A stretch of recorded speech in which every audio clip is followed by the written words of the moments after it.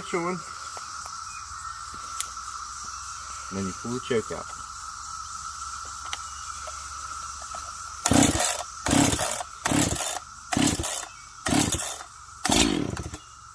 After it does that, push the choke in.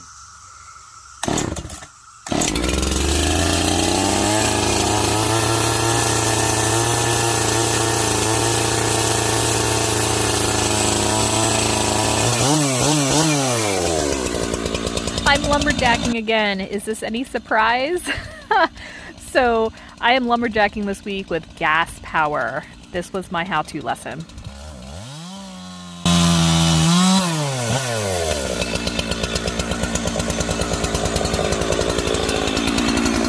The other year, this giant ash tree had come down and we just pushed it to the side of this trail. Well, I shouldn't say giant, but still giant in comparison to my little chainsaw, right? The tree is dried, it's super hard, and I had recharged my batteries like 3 times and I still had 8 feet left to go on it. So my husband suggested that I learn to use some gas power, and we turned it into a 15-minute and done job.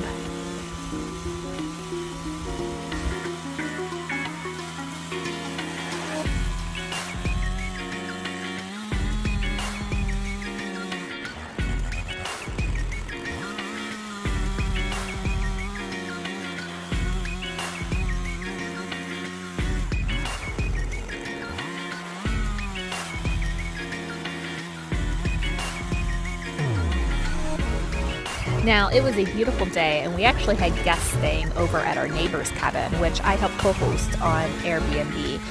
Those folks wanted to take our kayaks out and spend some time at the lake nearby, and I promised them that I would take the kayaks down, drop them off, and get them situated. So I had a limited amount of time to work, but we made the most of it.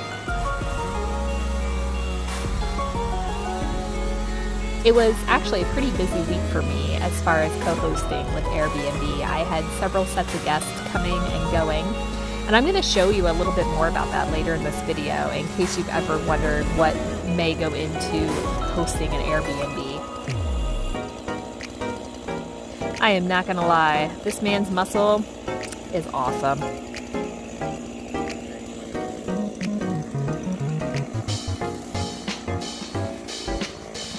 Ooh, time for pro tips again. He's telling me that if I do this, I won't have to work so hard. AKA, if I do this, his saw won't have to work so hard.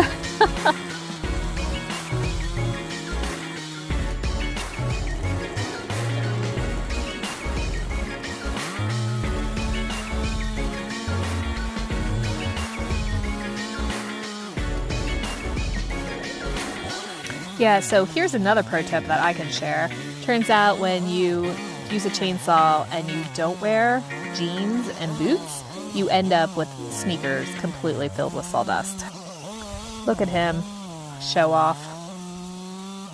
Look at that. Look at that, all right. It was smoking. I ended up being the recipient of a few pro tips on that as well. Holy frick. Huh? There's a fire hazard, dude. All right. So,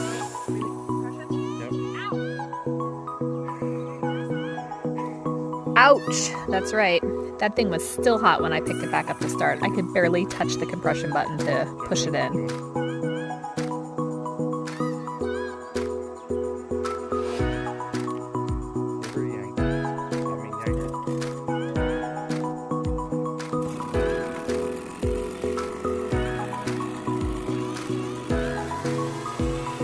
I didn't want to cut the whole way through to the ground when I had the log on its other side. I didn't want to get my chain into the dirt, which pretty much instantly dulls it.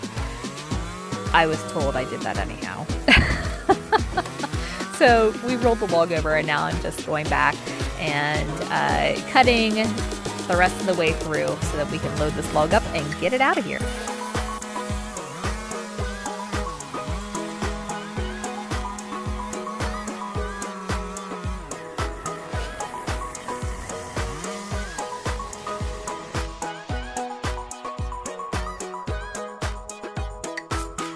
So I had mentioned that we would be going down to the lake to help our guests go kayaking, and we ended up getting an amazing score during that trip.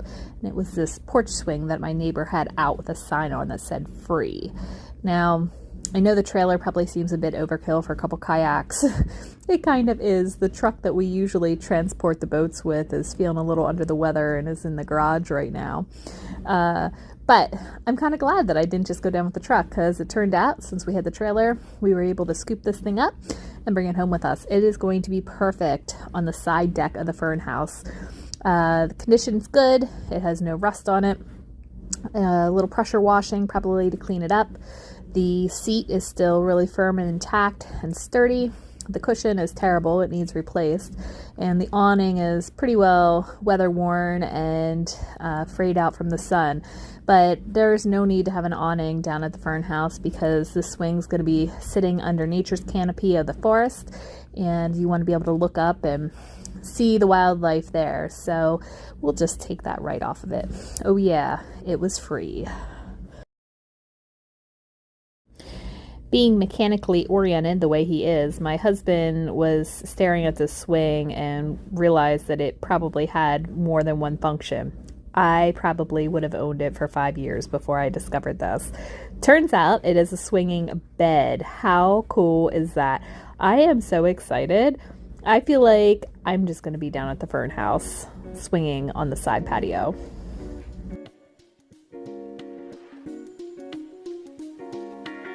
I have a little bit of time here before the guests will be ready to return the kayaks. So I'm going to take advantage of that window and split up the wood that we brought up today. I have plenty of things to do this week, and if I just get this task out of the way, that's probably best.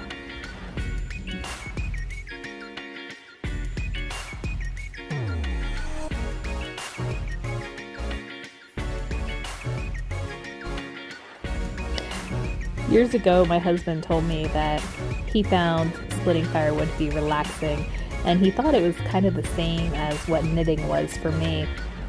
Now, I thought that was really funny because, knitting is my relaxing thing to do, but it usually involves like a lazy boy recliner and maybe a fire in the fireplace and my favorite music and maybe a cup of warm tea. So, in my mind, splitting firewood seemed nothing like knitting. But now that I've spent the last 2 weeks splitting my fair share of firewood, I have to agree with him. I kind of like it. I feel like I get into a rhythm. I feel like it lets my mind just go a little blank, not really focus on anything in particular. It's relaxing. It is actually accomplishing something. When you're done, you're looking at this pile and you're like, wow, that wasn't wasted time. Look at what all I did. So yeah, you know what? It turned out there was a fair amount of similarity, and I can appreciate his love for splitting firewood.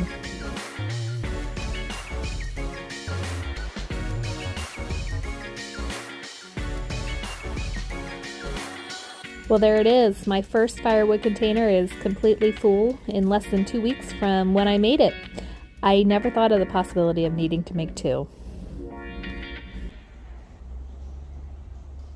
This is not Lowe's or Home Depot.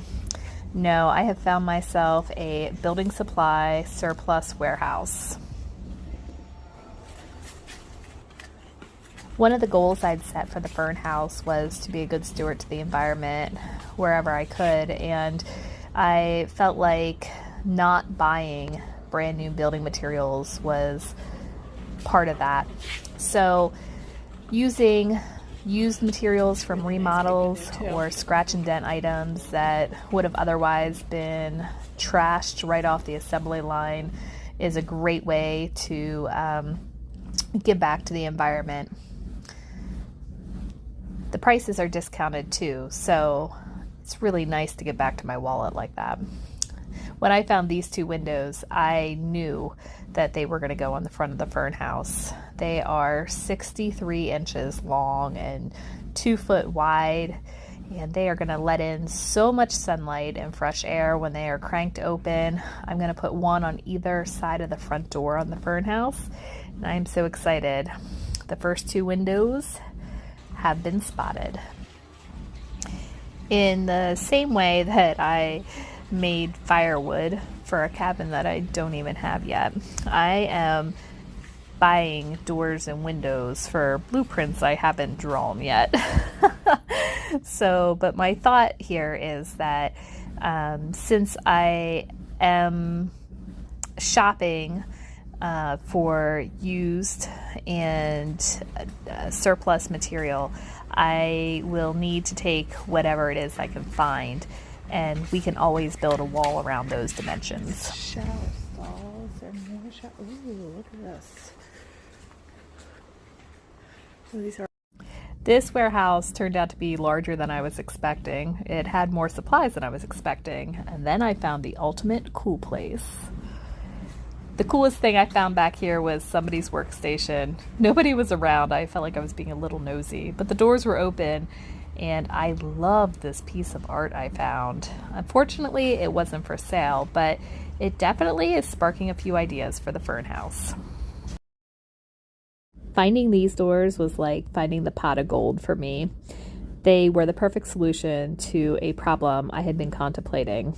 My problem was that if I put screen doors on the front and side of the Fern House, I would be losing 3 foot of space inside where the exterior door would have to be propped open. These doors have full light, double hung windows already installed in them, so my exterior door can double as the screen door. I was so very excited about them. It is the perfect space-saving solution for me. And yep, that's right. He's putting my name on those. Sold. Yep, there might be another trip here in another week or so. Looks like there's a big sale coming up, and it's got my name written all over it. I did not find everything I needed at the building supply warehouse, and I didn't think that I would, so that was okay. I had already been looking on Facebook Marketplace and Craigslist for some good deals on used building materials. Well, as it turned out, I ended up being able to get a hold of 2 smaller Pella windows that were actually new, never installed before. They are going to be perfect for the kitchen and the bath, and the gentleman was asking $50 a piece, so I was happy to go get them. It was about an hour drive from my house, and it's through one of my favorite areas to take the highway, so a little evening road trip was no sweat off my back. As if getting a good deal on my building supplies wasn't enough, I got the special treat of getting to watch a gorgeous full moon rise in the sky on the way home. It was huge and orange, brilliant, just absolutely gorgeous. And to be able to see the moon make a glow behind trees is so cool. I have purchases that still need to be picked up and added to this collection, but I'm headed in the right direction, and I'm starting to gather the things I need for the Fern House. At the beginning of this video, I told you that I would share a little bit about my experience being an Airbnb hostess. Now, there's a lot of different ways that people fulfill their role as hostess with Airbnb. So this is just my version of that. My version is based on my goal to not just create a stay, but to create an experience. It's working out well because it brings me joy in doing. It clearly brings my guests joy, as their reviews reflect. It has brought us consistent 5-star reviews on Airbnb, and it has helped us maintain the status of superhost since the beginning of this adventure. I try to be conscious of the environment as I process tons and tons of laundry for our guests, and moving to these True Earth products actually is one thing that I could do to reduce the amount of waste I was creating. On the days that I have guests coming, I always make sure that I get up bright and early so I can be off to my local farmers market and bakery in good time before the crowd hits to grab some goodies for our guests. I make sure that I leave some fresh baked goods and fruit for breakfast if they'd like, as well as a dozen eggs from my flock in the refrigerator.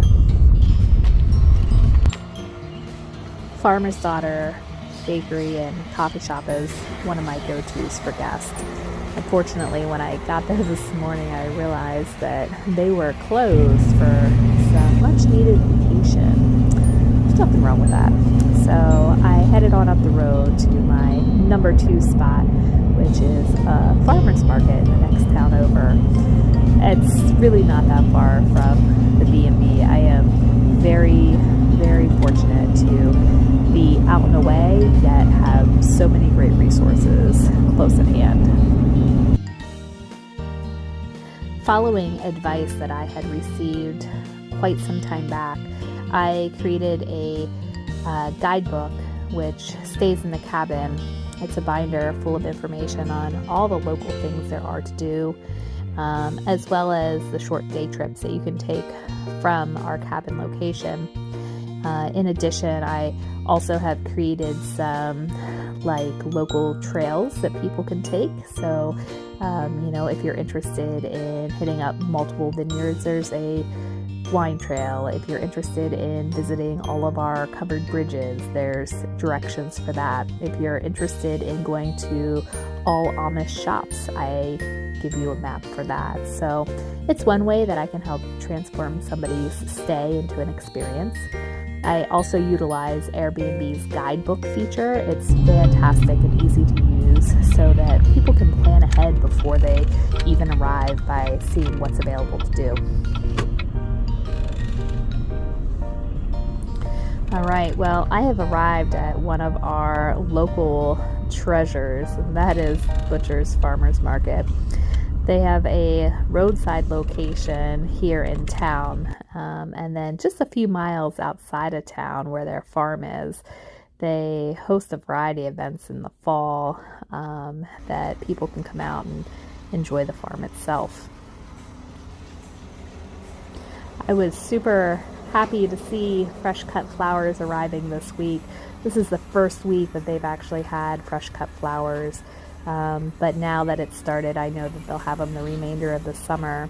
My gardens are not blooming quite yet, and my lilac bushes stopped blooming a while ago, so I will use this resource to put a little sunshine on the table at the cabin. The last couple weeks, my standby has been strawberries and shortcake for the guests, but we got blueberries here now, and I see that there are black raspberries as well. So today I'm thinking I'm going to grab a pan of their fresh sticky buns and a pint of blueberries. Sticky buns, blueberries, and chicken eggs. I'd be happy to find that. Quick breeze through the rest of the store to see what else is fresh and available, and also to grab something for my own breakfast.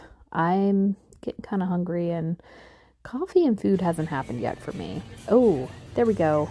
That's the answer right there. Egg custard. Cinnamon egg custard. I love it. It's my favorite. I've been snacking on it here for years, and they always have the spoons right next door, so it is a perfect to-go snack.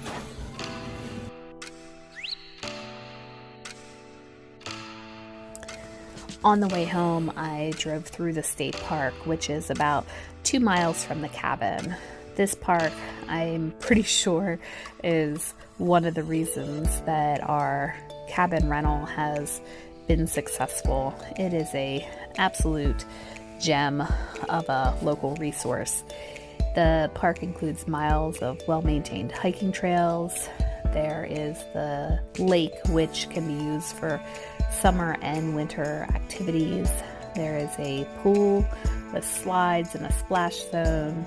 There's historical features within the park, including a 30-foot water wheel and a historical museum.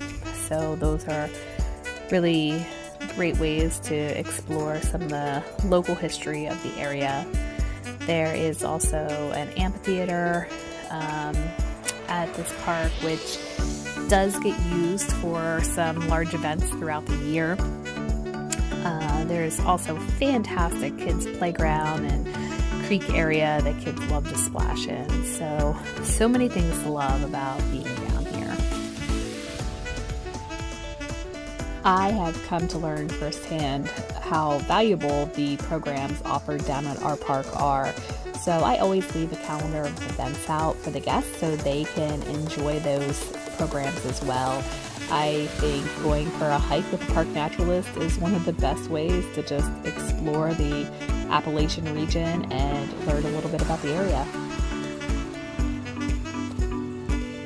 Leaving a vase of flowers on the table at the cabin is such a great way to welcome guests and make them feel like their stay is something special.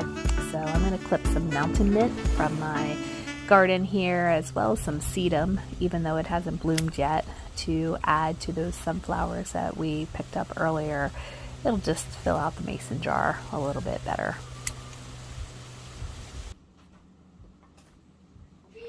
As with most things, it doesn't take much time out of our day to do something to make somebody else feel special. It's just a matter of deciding to do it, and that's what making these bouquets is all about for me. The other little thing that I do for each and every guest is I create a welcome card for them. Now, for some people, they might feel like it's an unnecessary task. It is wasting time. It's not being efficient. I could get these printed. But for me, it is an important way of personalizing their stay. I also love to watercolor, so it is a very fun excuse for me to spend 10 or 15 minutes watercoloring a few times a week, which is therapeutic in its own way. Now, today my daughter had asked if she would be allowed to make the card for the guest, and I said absolutely. So I love supporting her creativity. This week it's collaborative. One of the reasons I've gotten in the habit of creating these welcome cards is because the cabin that I am co-hosting, which is owned by my neighbors, is 100% off-grid. There are some special considerations that people need to make when they are living off of the power grid, and a handwritten note card is a great way to provide people with the instructions that they will need specific to what's going on during their stay. Has it been overcast and cloudy for the last 4 days, or are we expecting some cold weather and they might need to operate the wood stove at night? Sometimes the instruction I want to give them varies, so being able to make a note specific to their stay is really nice. I also think it's just really nice to leave a handwritten note. It absolutely personalizes your communication with them. And again, it's just another way to transform something from just being a stay to being an experience. I can think of a Airbnb stay I had in Ohio where a owner left a handwritten note, and it was just so touching and made me feel so much more welcomed than some of the other Airbnb stays we had stayed at during that trip. At the end of each card, I let guests know that I'll be swinging by to say hi and make sure everything's satisfactory. For the most part, I think people really enjoy having this extra point of communication and getting to meet me and know that I am a resource that's available to them during their stay. We can also make sure that they are clear on what all is at the cabin for them to use so they can enjoy that experience to its max capacity. I have learned over time that I tend to be forgetful and end up making multiple trips from my house to the cabin and back again to get everything that I needed for over there. So I've learned to pack a box as the morning goes by, to put all the things in there that I'll need to take over so I can make one trip and be done. Our guest checkout is at 12 p.m. and the check-in time for the following guest is between 3 and 5. So that gives about 3 hours to get things taken care of over at the cabin. That is usually an adequate amount of time to take care of cleaning.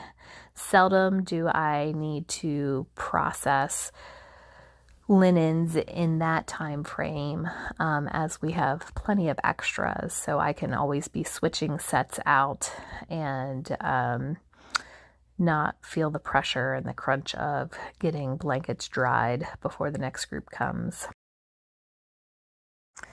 Well, here we are. We are at the cabin. See, it's just a short drive from my house. This is my neighbor's cabin, and it has been built by hand, and a lot of thought and attention was put into its creation. They truly have been an inspiring force behind my project, the Fern House. Well, the cleaning process is pretty straightforward.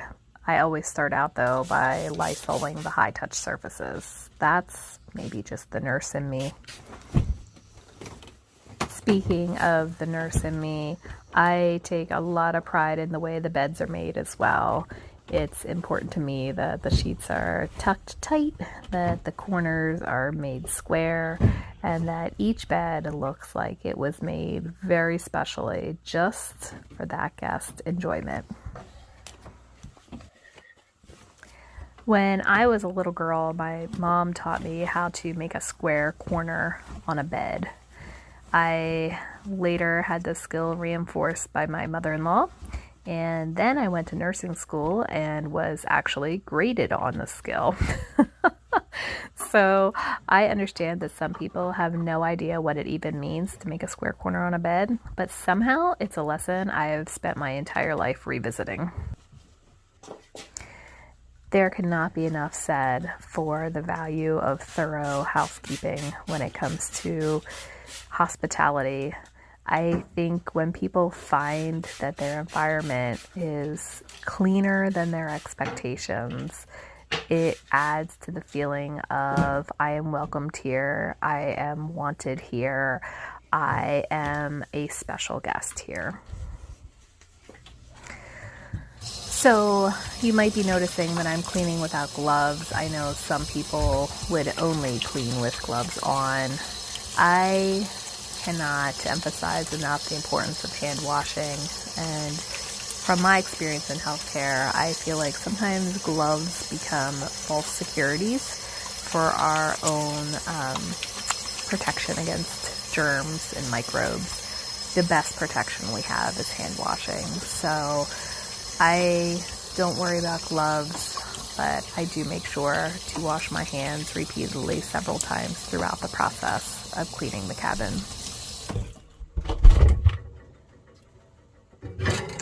Ooh, these people must have left their eggs all gone. I always make sure that I wipe the refrigerator down between each guest. I like a clean refrigerator when I'm staying somewhere. And those fingerprints on the front door, they're another important detail to make sure I erase between each guest. And trust me, they are always there. Once all the dirty tasks are completed and my hands are washed once again, I go to setting the table, which is essentially like a mini welcome center for the guest. Snacks, guidebook, flowers, welcome card. It's exactly what you would want to have greet you when you walked in the door.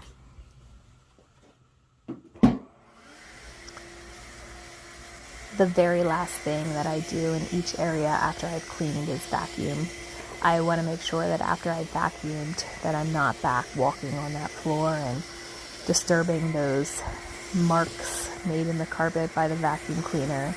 I think they are just a great way of communicating to the guests that you have cleaned the space especially for them and took time to pay attention to details in doing that. That's just my opinion. But I'm using a battery-operated vacuum cleaner here. So The reason behind that is this cabin, as I mentioned earlier, is 100% off-grid. It fully relies on the sun for its electricity. That electricity or energy is stored in a battery, set of battery packs out back of the cabin. And it's really important to be aware of which appliances will drain those batteries down the quickest. Vacuum cleaners are one of the top offenders. So I clean with this battery operated unit to save the electricity for lights and stuff that the guests will want to use later on. Now there's one other thing I like to check on in between guests, and that is this Mama Phoebe's nest. She's an Eastern Phoebe, and she's already raised one brood up here this summer. This is number 2, and I love keeping an eye on it. Something that we often get really positive feedback on is how well stocked we keep the cabin, and the credit truly goes to my neighbors on this. Not only is the kitchen well stocked, but there's lots of games and activities, both for the indoors and outdoors. If you can think of it, it's there. There's 13 fresh eggs for the next group to enjoy.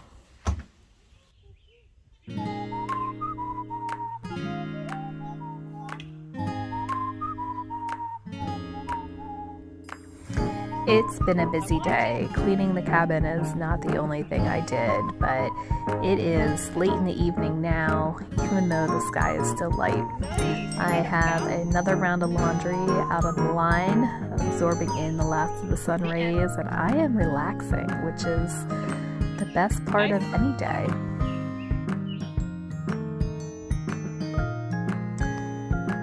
So I am a huge fan of line drying my laundry, but I did do some extra research before bringing this practice into my housekeeping role with the cabin.